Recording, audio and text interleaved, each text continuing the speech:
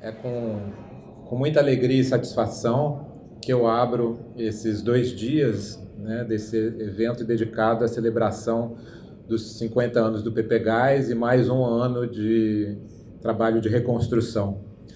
E dou as boas-vindas aos colegas, aos estudantes, aos funcionários e aos interlocutores das nossas pesquisas, né? Eu quero começar registrando a felicidade de contar nesses dias, né, com a presença aí de fundadores do nosso programa, o professor Roberto da Mata, está aqui presente, o professor Otávio Velho avisou que vai chegar mais para o final da manhã, mas vai estar aqui presente nesses dias também. O professor Moacir Palmeira, que sempre insiste em lembrar que não é fundador, mas é hoje o professor há mais tempo ativo no PPGás, no cotidiano do PPGás.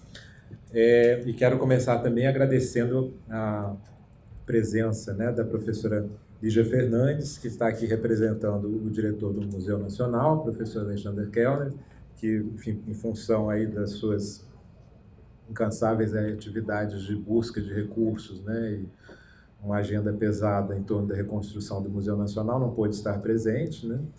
E a professora Lígia Fernandes, que é a diretora adjunta de ensino, veio representando a direção do Museu Nacional.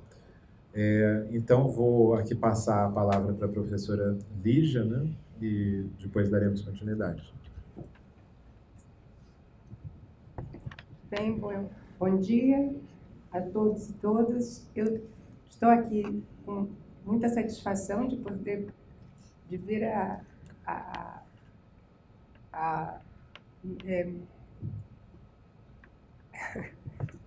de ver a juventude desse programa que está fazendo 51 anos e ainda tem muito que caminhar. O Museu Nacional tem o maior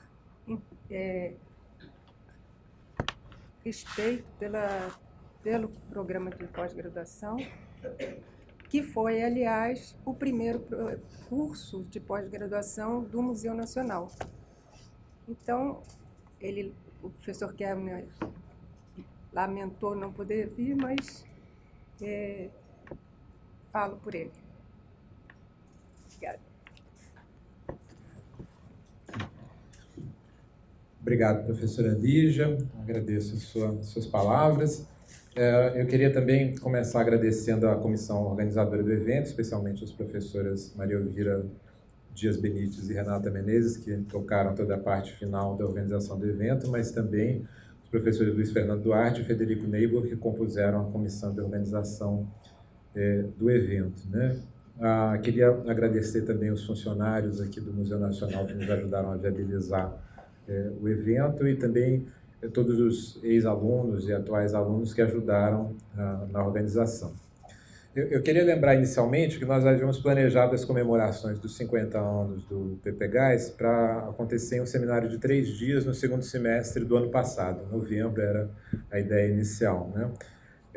Conseguimos apoio da CAPES, do CNPq, mas com o desastre, né, do incêndio em setembro, nós simplesmente não tivemos fôlego para fazer um seminário de 3 dias ainda no segundo semestre do ano passado, né?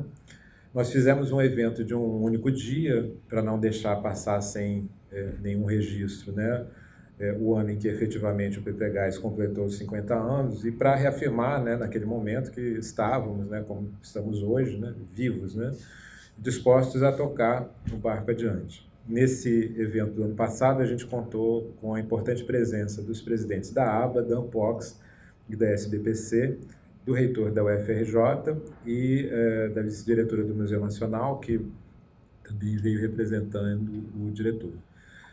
Naquele evento, nós tivemos uma oportunidade inesquecível de ouvir falas muito inspiradoras dos nossos mais velhos, né, que estão ainda na ativa no PPGás, e homenagear alguns dos que muito contribuíram para a formação do PPGás e que hoje não estão entre nós. A professora Francisca Keller, a professora Lígia Sigor, o professor Gilberto Velho e a professora Giralda Seifert. Outros fundadores do programa vão ser justamente homenageados nesse evento que nós estamos iniciando hoje, né? professor Roberto Cardoso de Oliveira, Luiz de Castro Faria e David Mabry Lewis. Isso tudo no ano passado, num momento especialmente dramático, em um ano especialmente desastroso por causa do incêndio, mas não só. E naquele momento as falas dos nossos mais velhos foram especialmente importantes por lembrar que o programa passou por muitos momentos bem difíceis em sua trajetória, que persistiu, encontrou soluções, permaneceu e se transformou, com a dedicação de várias gerações de professores, estudantes e funcionários. Em relação aos nossos funcionários, em especial, atuais e do passado, a gente achou importante deixar registrado aqui, né, o nosso profundo agradecimento pela dedicação e empenho muito além da simples obrigação, né? Algo que é muitas vezes quase invisível, mas que é crucial também no funcionamento do programa, especialmente nos momentos mais críticos, como foi esse após o incêndio. Nessa continuação das celebrações que a gente vai dar início hoje, nós continuamos ainda em tempos muito difíceis para o museu e para o PPGás. Em tempos bastante inauspiciosos, para dizer o mínimo, para a universidade pública e particularmente para as ciências humanas, que se encontram em risco. E tempos muito perigosos para muitos dos que compõem as nossas redes de interlocutores, que formamos na prática de pesquisa ao longo de anos, entre os mais variados setores, muitos dos quais estão hoje sob ataques graves e frontais. Queremos valorizar a trajetória do PPGás de construção institucional, intelectual e política e reafirmar nossa disposição de não arredar pé, de continuar praticando o nosso ofício, dialogando com os nossos interlocutores e reafirmando nosso compromisso com o conhecimento e com os modos de vida que aprendemos a respeitar e admirar ao conhecer, né? Tudo isso com a serenidade que seja possível nesses tempos estranhos. Homenagearemos nesses 2 dias nossos idealizadores e fundadores, refletiremos sobre o lugar acadêmico do PPGás, dedicaremos um bom tempo a valorizar e desdobrar o diálogo com nossos interlocutores de muito tempo, e ao discutir as políticas de ação afirmativa, refletiremos sobre os bons desafios que estamos vivendo na esteira de transformações importantes no mundo universitário brasileiro, hoje ameaçadas, mas que vem nos afetando muito positivamente e nos trazem oportunidades de ampliar e transformar também as maneiras de fazer antropologia. Oportunidades que nós estamos tentando aproveitar da melhor maneira possível. Não podemos deixar de mencionar os esforços que vêm sendo feitos desde o incêndio que destruiu completamente toda a infraestrutura do PPGás. Compartilhamos com os demais colegas do museu e com a direção de nossa instituição a busca de recursos, os esforços de resgate e a continuidade das atividades. Eu gostaria, nesse momento, apenas de sinalizar algo que nos tem animado muito, né, em meio a todas as dificuldades aí de toda a ordem que temos enfrentado no cotidiano, né? E isso é a reconstrução da Biblioteca Francisca Keller, inteiramente destruída no incêndio. A notícia da perda da biblioteca resultou numa onda de solidariedade que atravessou fronteiras e nos trouxe ofertas de doações individuais, institucionais e de editoras e articulações de editoras do mundo inteiro. O bom problema, vamos dizer, mais de imediato, era aonde pôr essas doações, em que espaço, nessa situação de falta generalizada de espaço, né? Felizmente, nós temos agora garantido um espaço neste prédio aqui e contamos com a ajuda voluntária e excepcional da professora Marina Correia, da Faculdade de Arquitetura da UFRJ, e da professora Miriam Lins, também ligada à Faculdade de Arquitetura, que, junto com seus alunos, construíram um projeto admirável, né, para esse espaço, e a dedicação de vários colegas e da incrível equipe, né, da Biblioteca Francisca Keller, chefiada pela Dulce, né, bibliotecária-chefe da BFK. E nós temos, então, um projeto que começa a ser realizado com alguns recursos da CAPES, apoio da direção do Museu Nacional e também com uma campanha que está sendo iniciada essa semana de doações de recursos, né, para realizar a reforma desse espaço, e a gente espera que no segundo semestre a Biblioteca Francisca Keller esteja novamente em funcionamento, né. Também, por falar em campanha, queria lembrar aqui que a Maria Elvira estava me lembrando agora há pouco, né, que hoje também começa uma campanha de coleta de registro de uma espécie de banco de depoimentos de ex-alunos do PPGás, né, que está sendo lançado agora nessa semana também.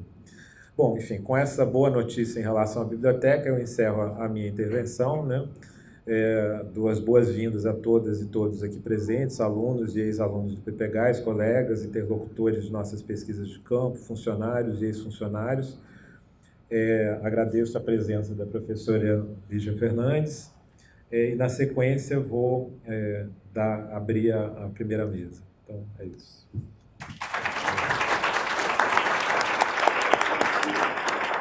Bom dia a todos. Para mim é uma satisfação muito grande estar de volta aqui no Museu Nacional, instituição com a qual eu tenho uma relação desde pequeno, porque quando meu pai começou a trabalhar aqui no início dos anos 60, eu nasci em 53, eu tinha 7 anos. Eu costumava vir aqui brincar no Jardim da Princesa, que ficava ao lado da sala dele. Foi um choque enorme ver o museu pegar fogo no ano passado.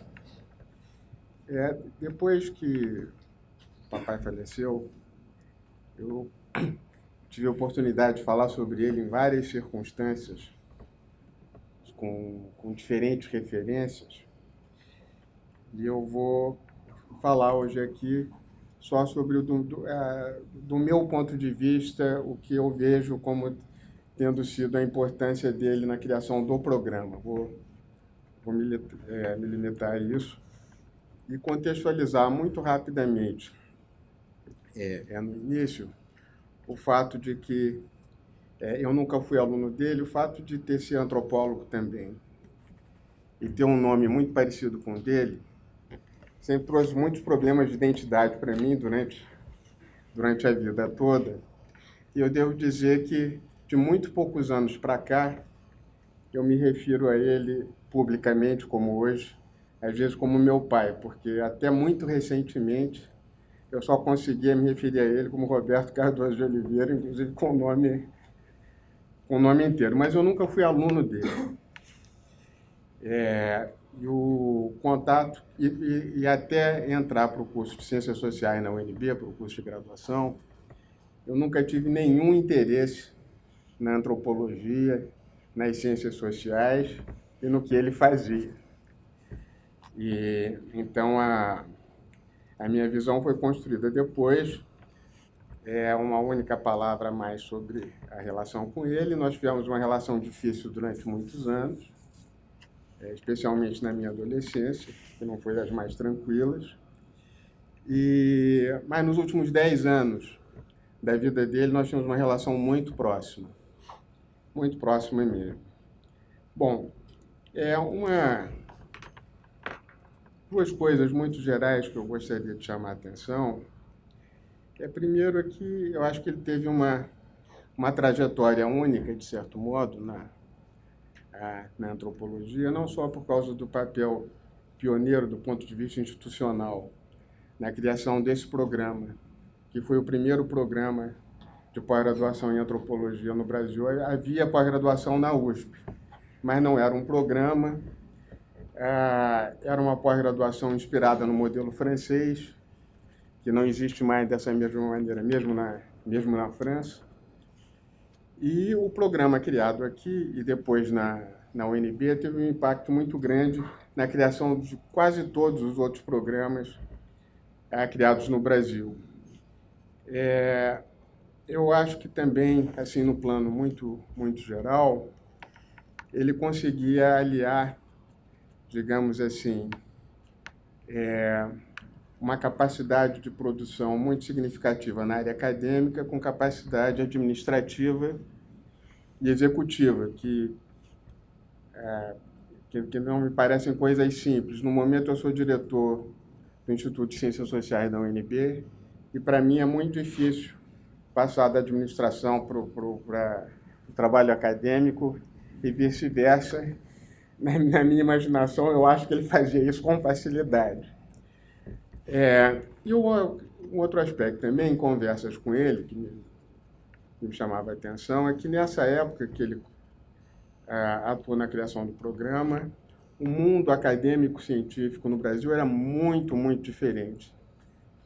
Ele me dizia coisas impensáveis hoje em dia, como, por exemplo, em discussão com colegas de outras áreas sobre critérios para financiamento de pesquisa no Brasil, ele ouvia, às vezes, de colegas, às vezes mais velhos do que ele, de outras áreas, dizendo que os critérios não eram assim, muito importante se pensar em critérios novos, porque essa pessoa conhecia todo mundo que fazia pesquisa que merecesse atenção. É uma coisa impensável. Hoje em dia, você pensar que alguém conhece mesmo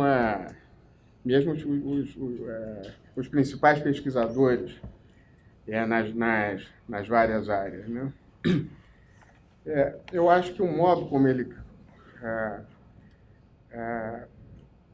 ele criou o programa e desenhou o programa do Museu Nacional está muito associado à formação e experiência profissional dele pré-vir para cá. Ele estudou filosofia na USP, e com interesse em filosofia do conhecimento, filosofia da ciência, e escolheu como área da produção científica, de foco do seu trabalho, a sociologia, e foi orientando do Florestan Fernandes, que tem um impacto muito grande na maneira dele ver a disciplina e também na sua própria conduta acadêmica. Ele sempre teve uma admiração muito grande pelo Florestan Fernandes, e o trabalho dele tem vários pontos de conexão com o próprio trabalho do Florestan, que foi uma referência importante como escola para o papai.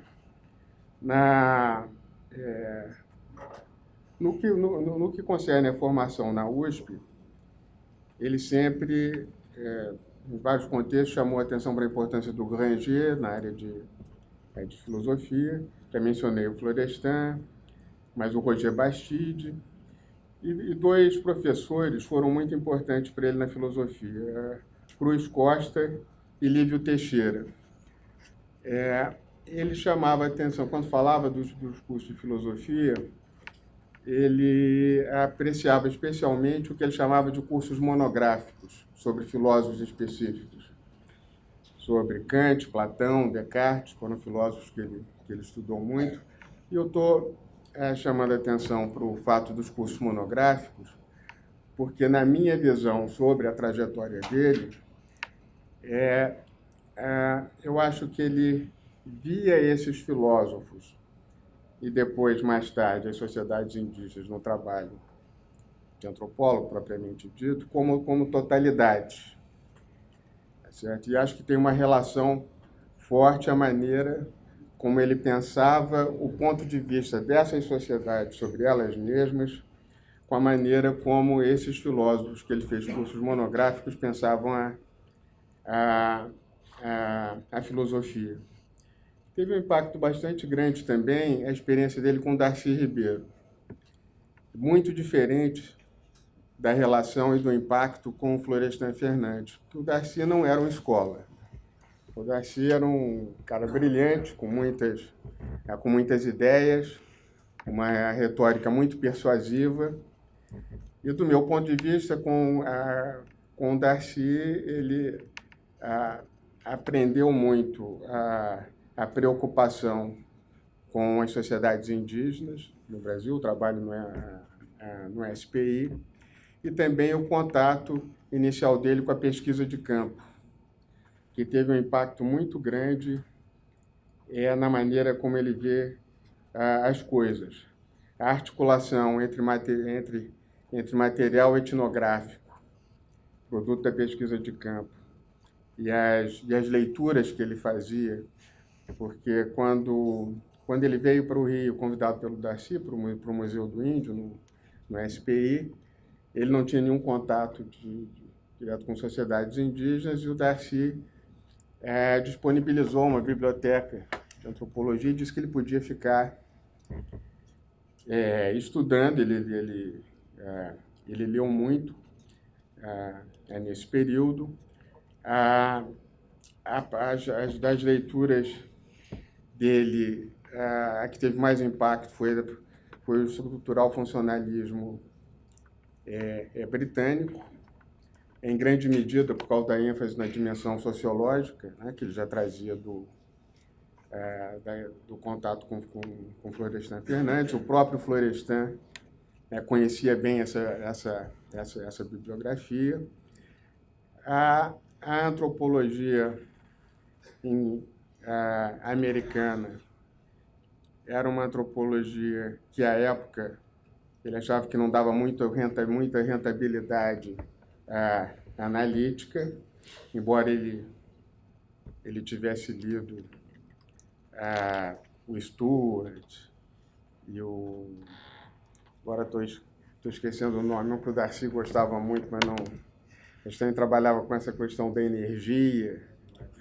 O Leslie White, ele leu esse pessoal todo, mas na maneira dele pensar a disciplina e fazer antropologia, eu acho que, por um lado, o estrutural funcionalismo inglês e, por outro, o estruturalismo francês, especialmente do Lévi-Strauss, que é a dimensão do simbólico, o que a antropologia americana chama de cultura. Do meu ponto de vista, nos trabalhos do meu pai, aparece mais a partir da preocupação com a dimensão do simbólico, e ele vai ter, ele mesmo, nos escritos dele, vai falar numa recuperação, ou numa releitura da noção de cultura na antropologia americana, depois da obra do Geertz.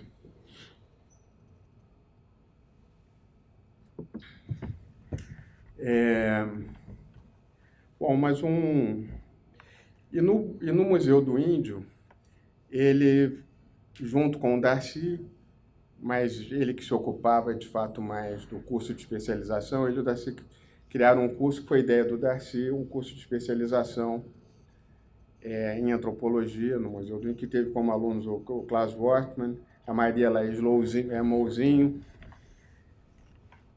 tia do Zé Sérgio, aqui. Eu mesmo fui auxiliar de pesquisa da Maria Laís muitos anos atrás, quando era aluno de graduação. Não lembro de outros alunos dele desse curso, nos anos 50, mas essa foi a primeira experiência dele como professor nesse curso de especialização, e que foi uma referência depois para a criação do curso de especialização do Museu Nacional, que a primeira turma tinha o Roberto da Mata, o Roque Laraia, Alcida Ramos, Edson Diniz, e deve ter outras pessoas que eu não estou lembrando. Da Mata vai poder falar depois se for. Não, tudo bem, mas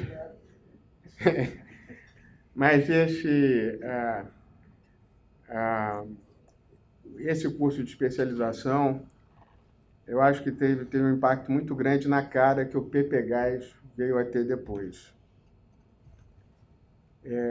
Uma característica muito forte do Pepe Gás, aqui do Museu Nacional, era a articulação entre ensino e pesquisa. Muito, muito forte, muito acentuada. E na época, nesse curso de especialização, bom, as informações que eu tenho, conversando com pessoas, e com ele também, é que não só você tinha essa articulação, mas era um curso muito tutorial. A relação era muito próxima entre o professor. Meu pai não era o único professor, mas era talvez aquele que fosse responsável pela maior parte da atividade de ensino, e que foi com os alunos para o campo. Tem muitas histórias, inclusive sobre o nosso amigo Roberto da Mata, na primeira viagem ao campo com o Sterena, no Mato Grosso. Tem o Silvio Coelho dos Santos, tem um vídeo que fala na relação com meu pai como orientador na área ticuna, no início dos anos 60, e que dá uma ideia clara dessa relação entre ensino e pesquisa e dessa dimensão tutorial.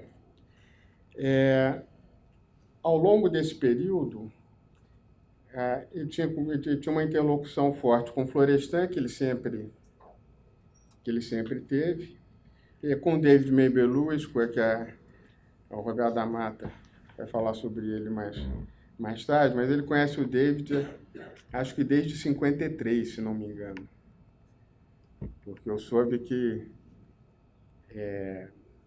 o David esteve na casa dele em 54, já aqui no Rio.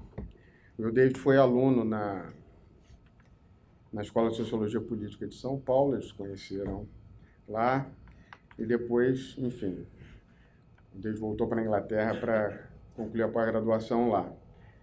Mas a interlocução com o David era bastante interessante. Para ele, acho que com o David, o Florestan e o Darcy tiveram assim, um impacto grande nesse desenho inicial. Um aspecto interessante também, esse curso de especialização teve 3 turmas que eu me lembro, 60, 61 e 62. E todas elas com esse padrão de uma associação muito forte entre ensino e pesquisa e essa dimensão tutorial dos alunos irem para o campus acompanhados, se não por ele como professor, por alunos já mais avançados no curso.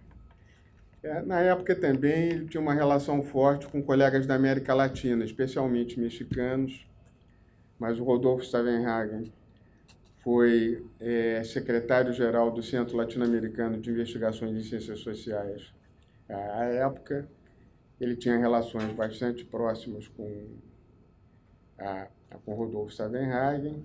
Através do Rodolfo, estabeleceu relações próximas também com Guillermo Bonfil Batalha, que, aliás, o livro dele, México Profundo, vai sair agora pela editora da UNB em português, ele finalmente é traduzido.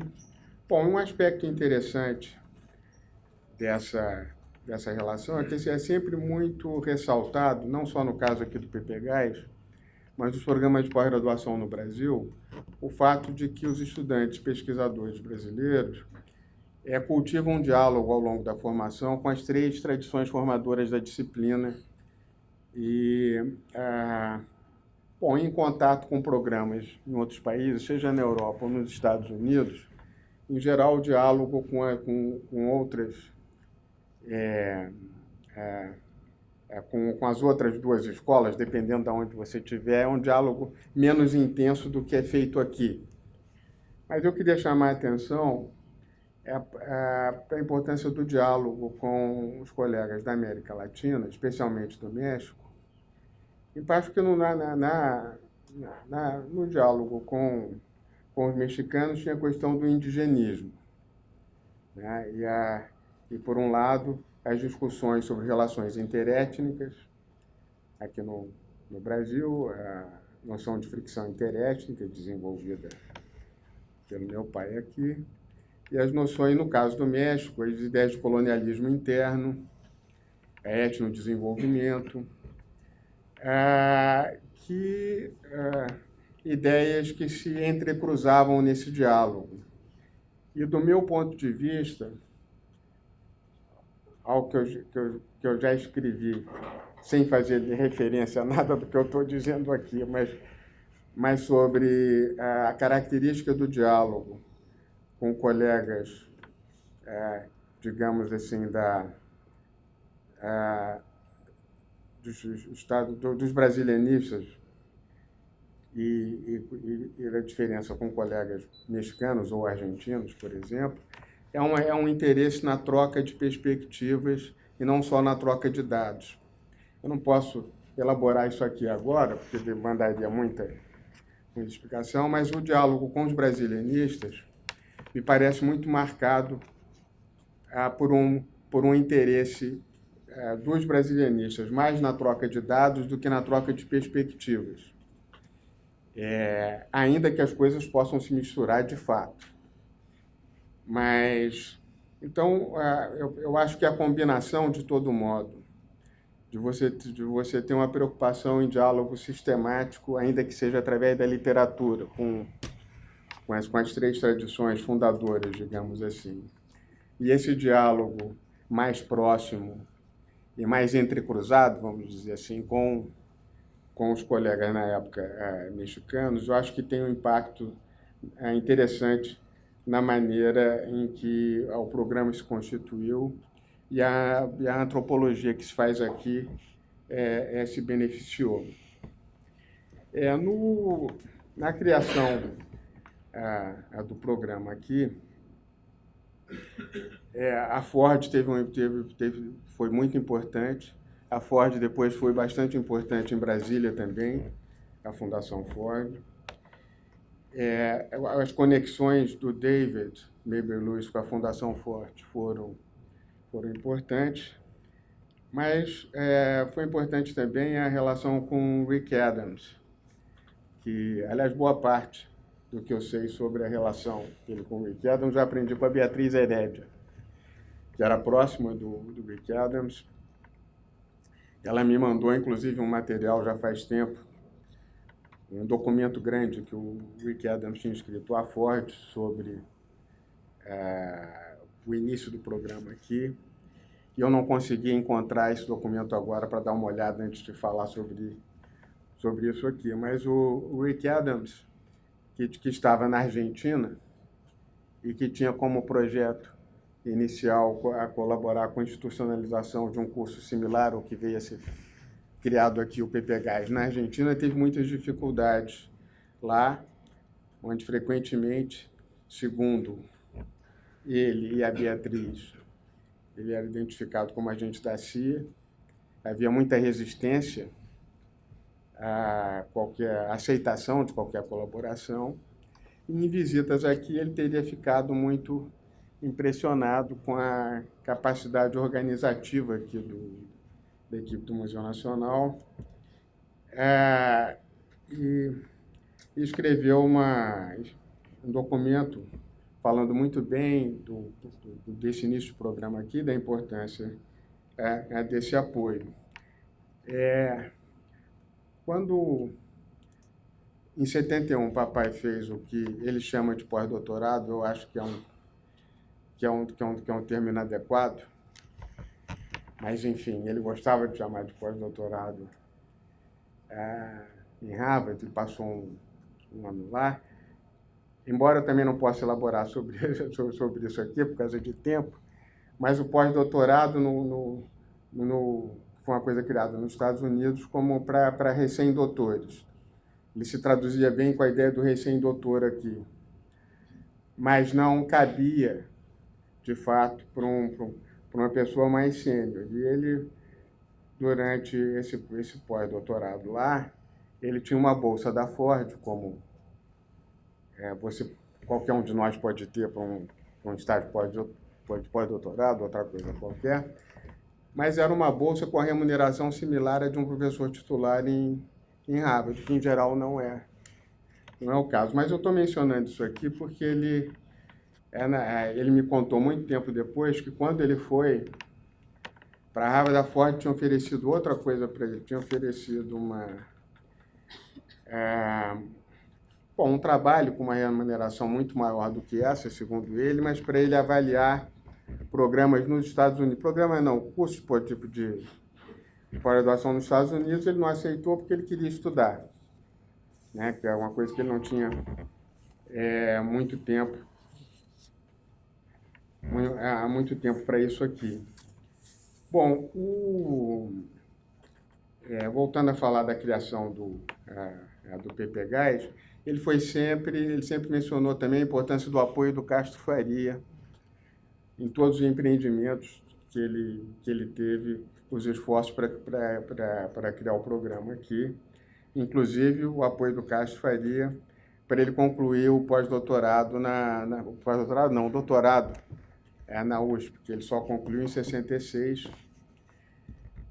Enfim, era um sistema muito diferente, mas não vem ao caso aqui. O que eu acho importante enfatizar ainda desse período inicial é que o PPGás aqui ele já nasceu internacionalizado, assim, internacionalizado no bom sentido, não que possa ter um mau sentido da internacionalização, mas eu acho que era uma internacionalização substantivamente demonstrada, porque os dois projetos que foram o motor inicial do programa, o projeto de área de fricção interétnica no Brasil, por um lado, e o Harvard Central Brazil Research Project, que era, digamos, capitaneado pelo David, ele envolvia não só a presença de docentes de Harvard aqui, mas também uma interação grande entre alunos, tanto do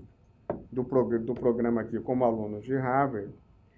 E nessa época, o Roberto da Mata já era aluno em Harvard, se não me engano, no período em que o programa estava sendo criado aqui. De todo modo, tanto o Roberto da Mata quanto o Roque Laraia e o Melati passaram períodos. O Roberto da Mata fez o doutorado lá, mas o Roque e o Melati não, mas fizeram estágios significativos de formação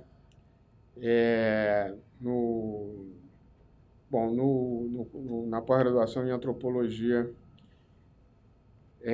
de Harvard. Então você tinha, quer dizer, o diálogo, digamos assim, e a troca, digamos, de visões, sem contradizer o que eu acabei de dizer antes, em relação aos brasilianistas. Só como um exemplo, você percebe, o Terence Turner, por exemplo, que era aluno na época, deve ter sido colega certamente contemporâneo do Roberto da Mata, não tinha nenhum interesse à época no tema das relações interétnicas, coisa que ele foi desenvolver muito depois, já mais para o final da carreira dele. Do meu ponto de vista, nunca registrou adequadamente, digamos, o impacto da experiência dele aqui na época para a compreensão que ele veio a ter desse tema das relações interétnicas. Só para essa questão do interesse na troca de dados e não na troca de perspectivas, que eu só preciso dizer, para não ficar uma coisa... Já passei do tempo? Não, tá encerrando. Estou acabando, mas só uma coisa que eu preciso dizer para não ficar uma coisa assim, com ar assim, acusatório nessa questão dos brasilianistas. Eu não faço nenhuma reparação do ponto de vista moral em relação ao que eu estou chamando de falta de interesse na troca de ideias. A minha visão é estritamente descritiva em relação. Eu acho que tem justificativas para ser como me parece que é, mas o que é importante do meu ponto de vista aqui é chamar a atenção para a diferença do tipo de diálogo que você tem num contexto e no outro. Bom, para concluir, só dizer que o programa, depois da UNB, que é criado em 72, 4 anos depois, muito inspirado não só muito inspirado no daqui, mas conta com muita gente que passou por aqui, porque o Roque, Melati, o Classe depois foi contratado lá, mas Alcida Ramos, né, os três fizeram o primeiro curso de especialização aqui, foram professores muito importantes no início da UNB. E algo que eu não falei aqui, agora também não dá mais tempo, é que apesar de papai sempre ter tido preferências bem definidas em termos de orientação, de perspectiva teórica, etc., ele tinha uma enorme abertura, digamos, intelectual para dialogar com perspectivas muito diferentes da dele. Inclusive, tem trabalhos em que ele discute análise de parentesco a partir da, daquela técnica componencial, que é uma coisa muito distante da visão que ele tem da antropologia, mas não é só que ele tem interesse no diálogo, ele leva a sério e se esforça, durante o tempo todo se esforçou para aprender algo com quem pensa diferente. Eu sei que já passei do tempo, eu vou parar por aqui. Eu agradeço a atenção de vocês aqui.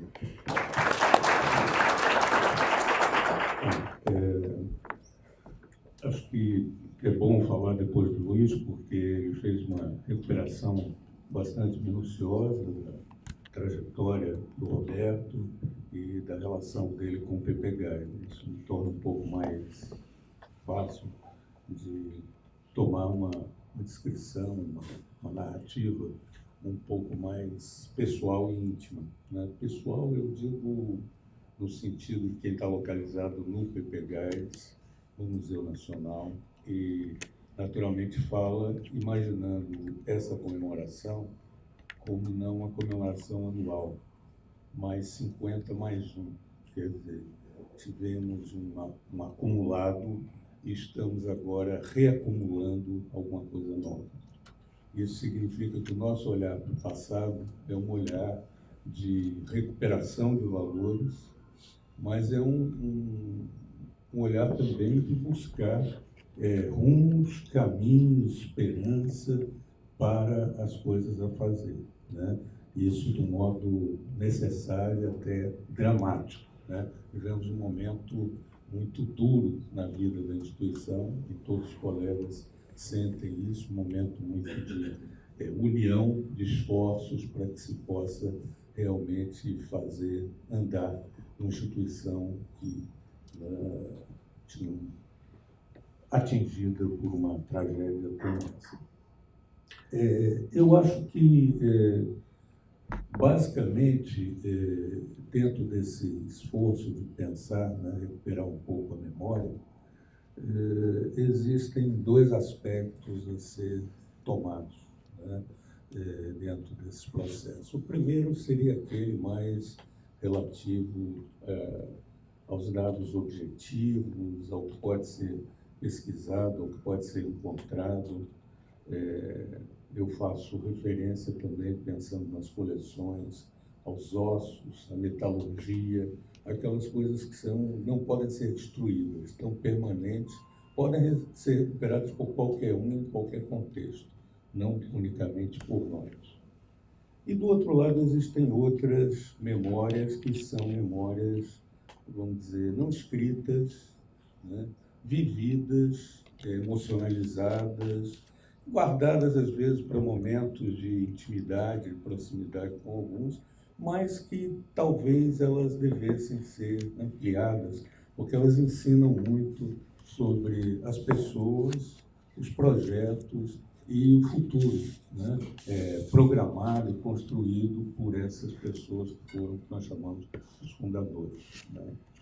Então, de certo modo, começando até pela primeira, né, pelos aspectos mais, vamos dizer, objetivos e acessíveis a todos, eu acho que uma dimensão muito forte para mim seria recuperar, por exemplo, Roberto Cardoso tem uma obra fantástica, importante, referencial, né?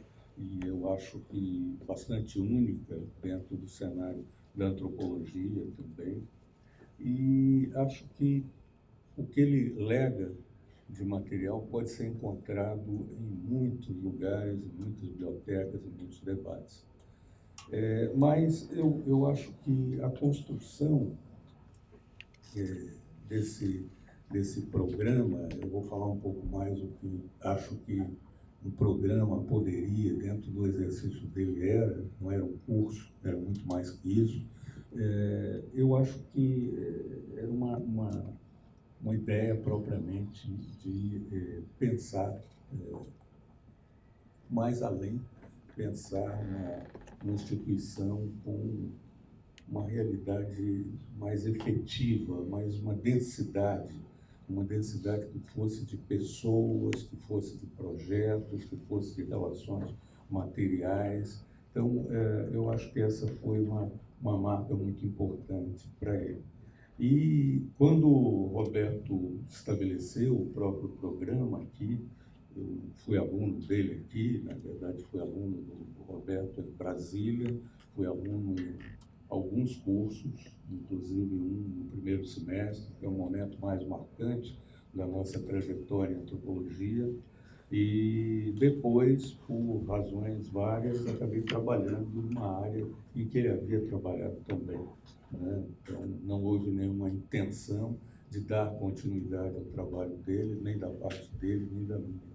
Foi uma razão eventual de acesso a uma área que criou isso e que gerou exatamente esse trabalho com uma outra estrutura, uma outra definição. Mas eu acho que as nossas relações, durante o tempo, elas foram importantes, formadoras, durante a presença do Roberto como professor, depois como orientador, depois como interlocutor. Nós mantínhamos interlocução permanente, ele mandava textos, eu mandava textos para ele, sempre ouvia os comentários, as reações em relação a isso, mas essa relação não se diminuiu ao longo do tempo. Eu diria que ela aumentou e muito, né? Porque, normalmente, nas nossas práticas enquanto estudantes ou enquanto pesquisadores, nós estamos vendo muito preocupados, às vezes, com coisas muito palpáveis, com transmissão de teorias, transmissão de conceitos, transmissão de definições e coisas desse tipo. E quanto mais nós nos afastamos dessa situação, nos tornamos profissionais, né, também, nós começamos a ver que é um outro domínio que cria relação com os que nos inspiraram para essas disciplinas.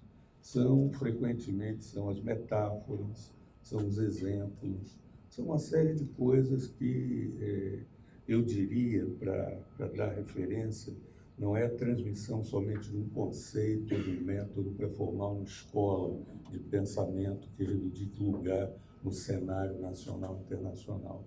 É uma ideia, talvez, de como, num processo de navegação, o comandante aponta a agulha da bússola, aponta o navio dentro de uma certa direção.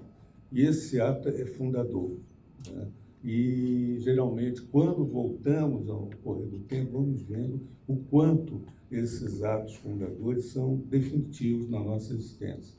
Certamente marcam o fato de que somos um antropólogo, começou a sua trajetória neste PPGás, né, no Rio de Janeiro, né, trabalhando aqui também, em Brasília, mas também com uma mesma, e não em outros lugares do mundo. Essa é uma marca muito importante. Certamente, o lugar para onde nós nos dirigimos, a forma de fazer, tem tudo a ver com esse movimento de sinalização de rumos. Então, acho que Roberto, desde o início, na própria criação do programa, no momento ainda pós-consolidação da criação da ABA no Brasil, Roberto insistia muito e deu vários cursos, eu mesmo fiz cursos com ele, sobre antropologia das sociedades complexas. E eu sempre dizia, na minha entrada, que eu não queria estudar sociedade complexa. Eu tinha vindo para a antropologia, porque eu queria estudar sociedades indígenas, essa era a minha opção. Mas, enfim, participar desse curso com ele foi fundamental. E eu acho que, como foi fundamental também, para dar ao PPGás uma outra estrutura. Não é um programa estritamente dirigido a objetos mais tradicionais da antropologia, mas é um programa que abriga preocupações muito amplas, né? E assim, Roberto foi, ao longo do processo, incorporando pessoas com preocupações fortemente sociológicas, economistas, né? Pessoas de formação bastante diversa, para constituir um programa bastante heterogêneo, mas que no curso do tempo acabou produzindo uma unidade muito interessante e muito criativa. Acho que, em relação a resultados permanentes também na área de uma antropologia indígena, me parece que, à medida que estamos revendo e avaliando a produção brasileira em contraste com a produção internacional, cada vez nos parece mais fundamental os atos fundadores do Roberto, né? A ideia da própria fricção interética. Recentemente eu fiz uma enciclopédia de ciência internacional de antropologia, fiz um balanço dessa noção. E a própria noção de fricção, ela não é uma coisa menor, ela continua a ser uma coisa viva dentro da antropologia, ela permeia uma série de coisas, a fundação da antropologia política nos anos 60, a ideia dos conflitos em muitos momentos, e hoje até é usada, né, mais recentemente, por autores como Anna Tzin, né, com a própria ideia, denomina um livro de frictions, né, exatamente para trabalhar com essa ideia. Então, acho que é uma coisa bastante contemporânea, né. Do outro lado, também, muitos esforços e balanços atuais que fizemos, né. Há pouco tempo, redigimos um dossiê sobre territórios indígenas na revista Vibrant, e eu acho que, certamente, imagino muito o Roberto vendo aquilo, né? Vendo a produção daquele texto, provavelmente dizendo exatamente era isso que eu queria. Eu achava que não podemos estudar as coisas em si, mas precisamos trabalhar muito com as relações, né? Precisamos trabalhar com a etnicidade, precisamos trabalhar com o quanto essas populações estão produzindo novos critérios de organização social. E era essa a proposta desse dossiê. Então, eu acho que são ideias, digamos, permanentes, não são apropriadas só por nós, mas por pesquisadores em todo lugar, que têm uma força muito grande e que continuam a seguir e dar resultados independentes de nós. Mas talvez algumas coisas mais próprias, né, poderíamos voltar a isso, né? A lembrança, por exemplo, da nossa sala de aula, que era Roberto Cardoso de Oliveira, né? A lembrança da sala do acervo, a sala da reserva técnica da etnologia, que era Luiz de Castro Faria, né? Ou lembrar também outros nomes que não foram fundadores nesse sentido, mas foram muito importantes na nossa trajetória, da Francisca Keller, né? Nossa biblioteca, nome da nossa biblioteca, ou da nossa querida Lígia Sigur, né, professora muito mais recente, mas que também era uma sala do nosso programa. Os nossos espaços estavam muito marcados por pessoas que ajudaram a construir um modo de ser, um modo de ensinar, um modo de fazer pesquisa que era próprio dessa instituição. Então, nesse sentido, algum tempo atrás, eu acho que quando o Roberto veio a falecer, o Pepe Gás, a Mana, se eu não me lembro, o Gilberto, na época, articulou isso, a realização de uma atividade de homenagem ao Roberto Cardoso. E, nessa ocasião, eu escrevi um pequeno artigo, ainda muito próximo, certamente com as marcas e alguma emoção, chamada Um Semeador da Antropologia, né? E eu acho que eu hoje não poderia, voltando a falar para vocês, fazer nada mais do que retomar, talvez, esse artigo e a imagem que eu usei do semeador. Porque essa talvez seja a melhor imagem para o Roberto e para a influência que ele teve no Pepe Gás e para o que nós podemos nos apropriar da herança dele, né?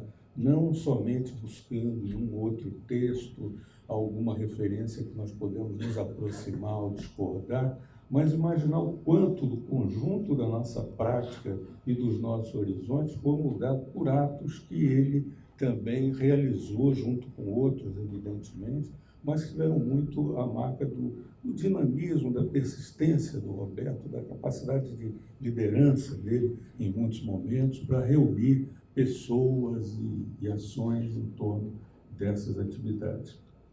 Um aspecto que eu queria comentar, talvez de modo mais forte, né, era essa, digamos, essa forma de se relacionar com a própria ensino da antropologia, né? E eu acho que isso deve nos ensinar bastante.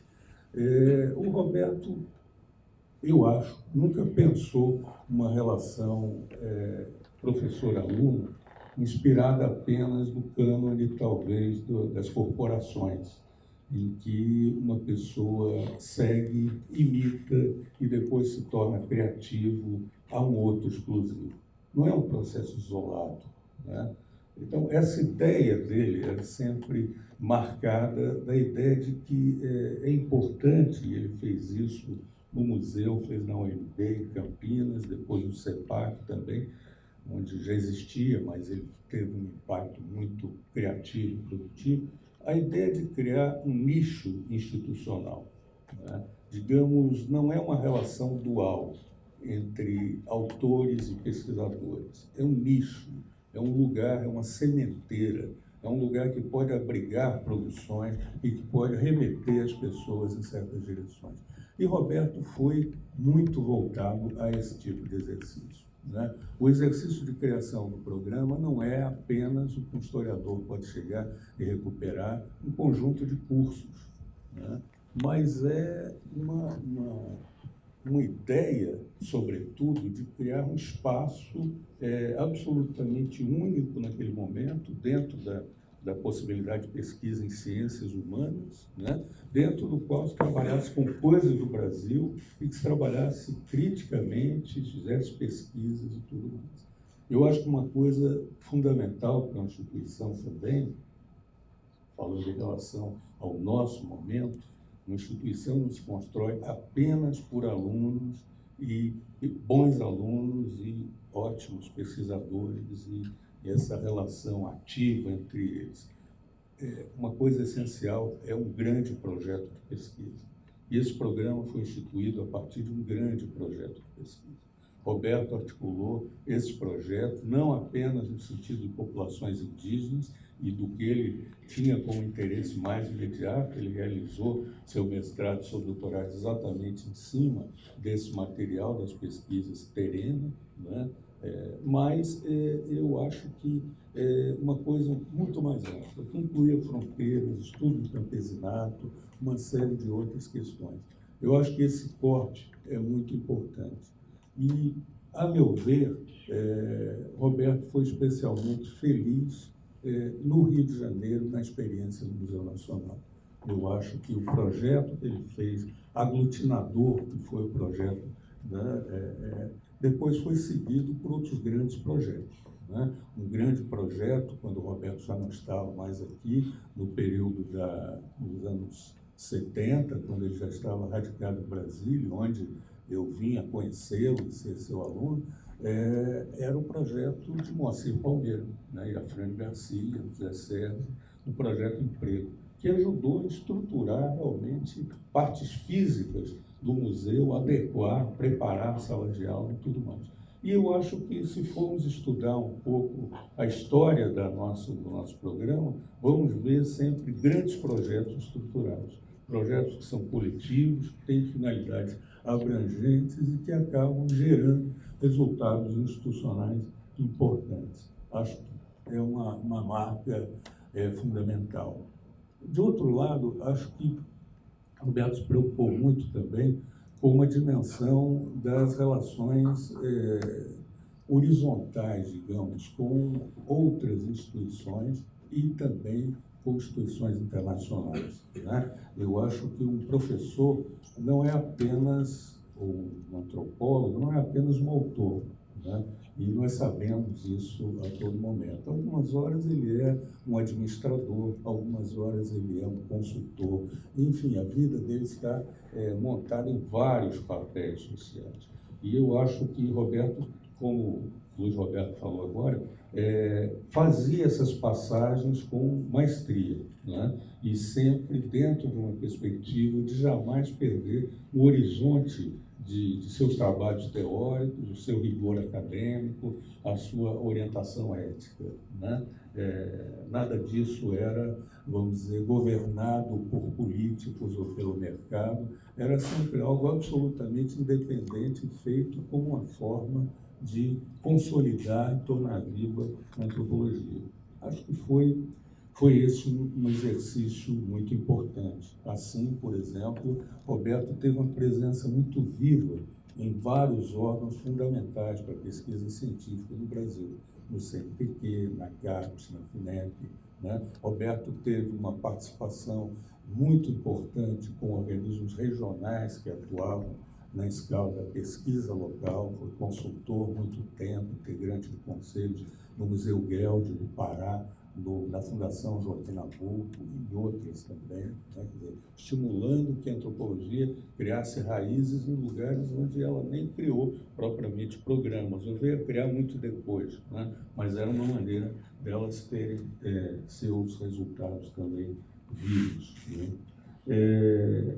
Acho que esta atividade, esta preocupação, né, de sair de uma relação puramente de sala de aula e pensar um programa como uma coisa muito mais abrangente, para nós, nesse momento, é desafiadora, vivemos um momento muito difícil, mas eu acho que construir antropologia é muito mais do que simplesmente ter um espaço para praticar aulas. É também ter um espaço para executar pesquisas, para debates, enfim, uma série de coisas.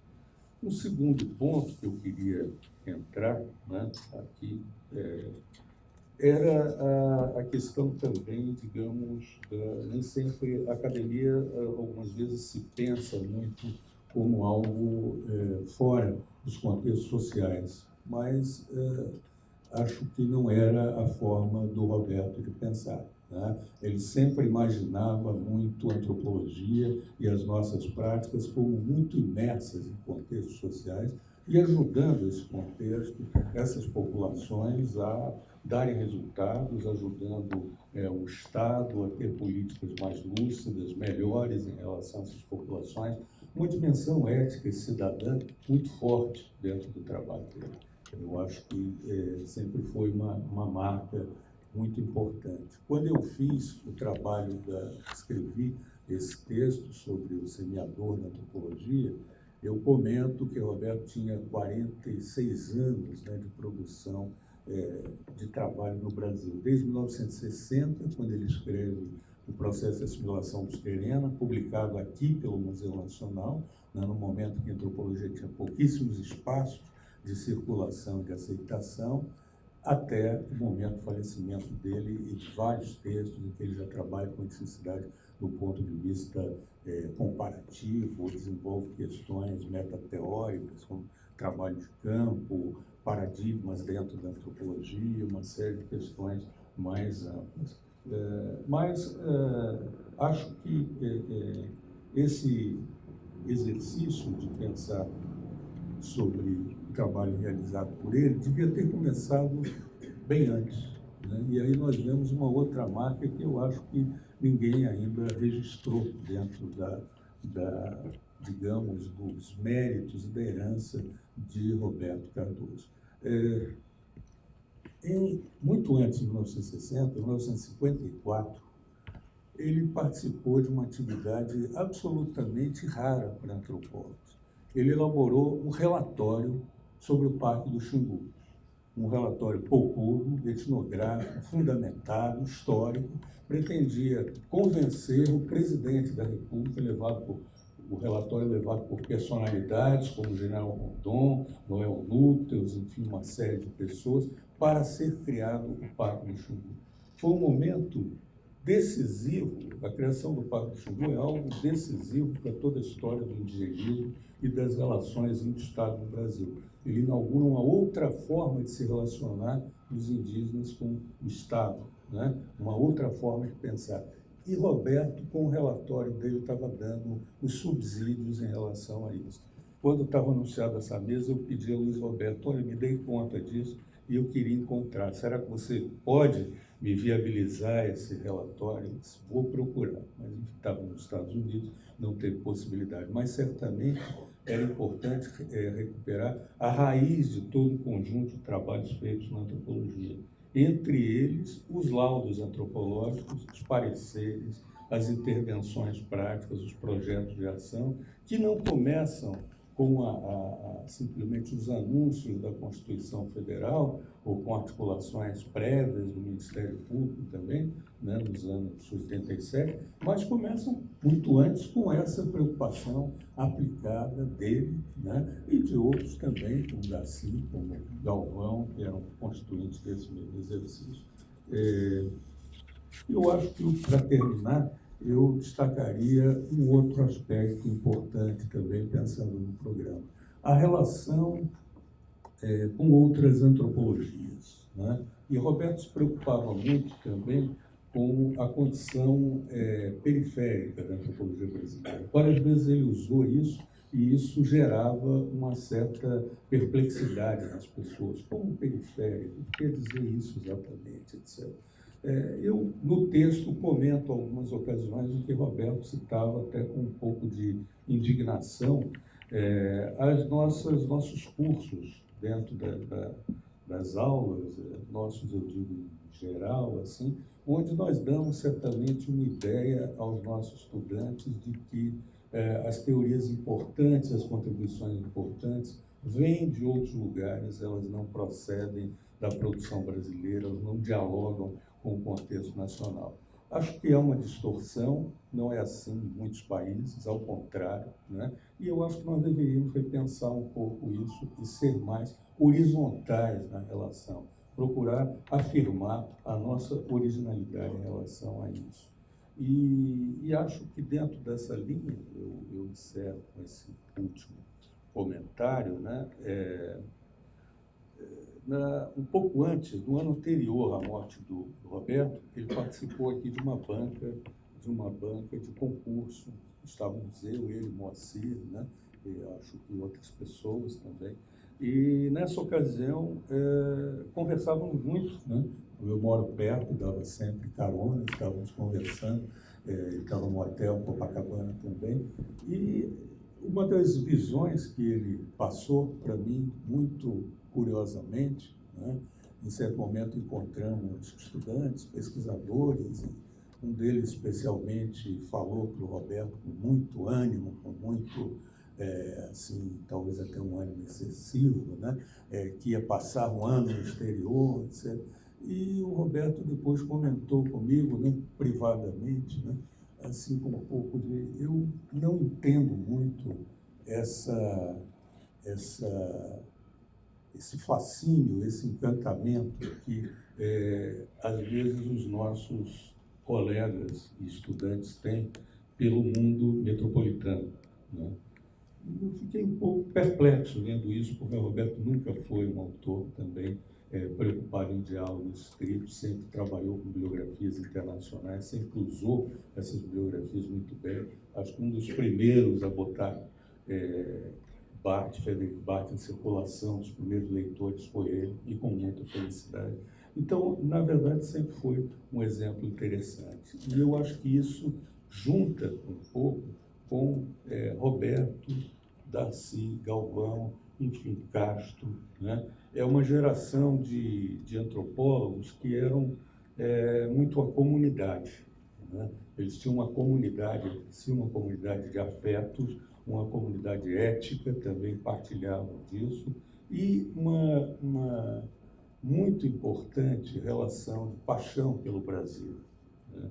Eu acho que isso é uma coisa muito interessante, paixão pela investigação e por construção de novos rumos em relação a isso. Eu acho que o mundo de hoje não é exatamente daquele. Nós hoje estamos num circuito muito mais amplo, internacional. Muitos dos nossos campos são realizados fora das nossas fronteiras, e os nossos diálogos também, muitas vezes, são mais próximos com alguns colegas do que com colegas que estão na sala ao nosso lado. Mas eu acho que isso não deve deixar de pensar que o nosso compromisso na formação de alunos, na formação de objetos e na formação de resultados sociais da pesquisa precisa ter a ver, sobretudo, com o lugar em que nós estamos, né? Então, o Brasil se impõe um pouco como um objeto de culto e de convergência para essa geração que foi do Roberto.